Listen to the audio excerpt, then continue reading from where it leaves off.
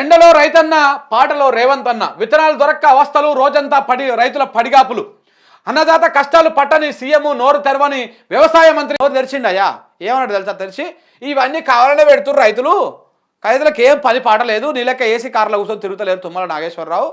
గుర్తుపెట్టుకో, మతి భ్రమించిందా? రాజకీయ నాయకుడు, సీనియర్ రాజకీయ నాయకుడు కదా నువ్వు, వ్యవసాయ శాఖ మంత్రివి కదా, బుద్ధి జ్ఞానం ఉంది కదా నీకు. నువ్వు రైతులు పండించి అన్నమే తింటున్నావు కదా, ఎడ్లు తినేటువంటి గడ్డి, ఎడ్లేసినటువంటి పెండ తినట్లేదు కదా నువ్వు ఎట్లా మాట్లాడతావు? రైతుల మీద ఏది పడుతుంది? ఏమంటాడు ఆయన?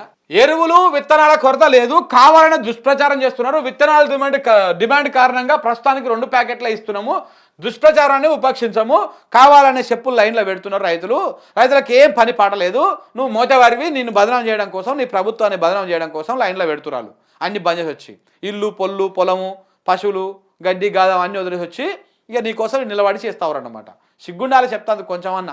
ఎందుకు సోయలేకపోయినా ఏమో మీరు మంత్రులు కానీ మొత్తం మైండ్ అంతా మొత్తం మొకాళ్ళకు అరికాళ్ళకు జారిపోయింది. వానాకాలం సాగుపైన సమీక్ష చేయని సర్కారు, బ్లాక్ మార్కెట్ కు తరుతున్న విత్తనాలు, గానా బజానాతోనే రేవంత్ బిజీ గానా బజానా 2 సైడ్లకి వెళ్ళి ఆహా ఓహో రాజా గురువర్య అని చెప్పేసి రాష్ట్రంలో సాగుకాలం మొదలై విత్తనాల కోసం అన్నదాతలు అరిగోసపడతా ఉన్నారు. వారం రోజులుగా విత్తనాల కోసం ఎదురు చూస్తూ ఉన్నారు. తెల్లవారుజాము నుంచే షాపుల ముందు పడిగాపులు కాస్తున్నారు. ఎర్రటి ఎండలో గంటల తరబడి ఎదురు చూస్తున్నారు. పోలీసుల లాఠీ దెబ్బలు తట్టుకొని నిలబడుతున్నారు. విత్తనాల కోసం ఓవైపు అన్నదాతలు ఏడుస్తున్నారు, మరోవైపు ప్రతిపక్షాలు మొత్తుకుంటున్నాయి. అయినా అవేవి ఈ ప్రభుత్వానికి కనిపించడం లేదు, వినిపించడం లేదు. గానా బజానాలో ముఖ్యమంత్రి రేవంత్ రెడ్డి గారు మునిగిపోయారు. ఇక వ్యవసాయ మంత్రి గారు జాడనే లేరు. ఖమ్మంలో మంచిగా దొబ్బి పడుకుంటున్నారు, తిని పడుకుంటున్నారు.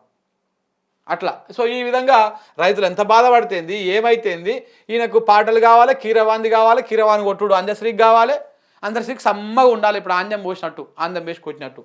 సో కాబట్టి ఈ విధంగా ఉంటుంది అనమాట వీళ్ళందరి వ్యవహారం. సో కాబట్టి ఇదంతా కూడా మీరు చూస్తూ ఉండండి. ఎవరి బాధలు ఎవరి తిప్పలు ఎట్లా ఉన్నాయో, ఏ విధంగా ఉన్నాయో అర్థం చేసుకోవాల్సినటువంటి అవసరం ఉంది.